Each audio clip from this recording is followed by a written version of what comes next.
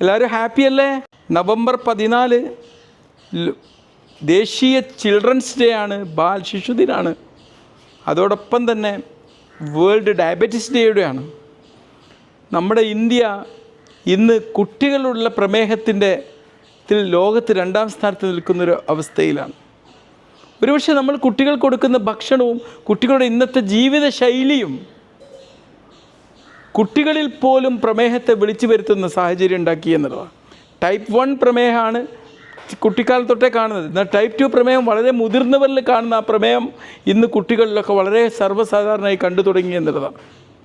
അപ്പോൾ തീർച്ചയായിട്ടും ഈ ബാലദിനത്തിൽ, ഈ ഡയബറ്റീസ് ഡേയിൽ, രണ്ടും കൂടി കമ്പൈൻഡായ ഒരു ദിവസത്തിൽ നമ്മുടെ കുട്ടികളെ പ്രമേഹം വരുന്നത് തടയാനും ഭാവിയിൽ വരുന്നത് തടയാൻ പോലും സഹായിക്കുന്ന രീതിയിലുള്ള കുറച്ച് കാര്യങ്ങൾ പറയാമെന്നാണ് ഞാൻ വിചാരിച്ചത്. മാത്രം കണ്ടുകൊണ്ടിരുന്ന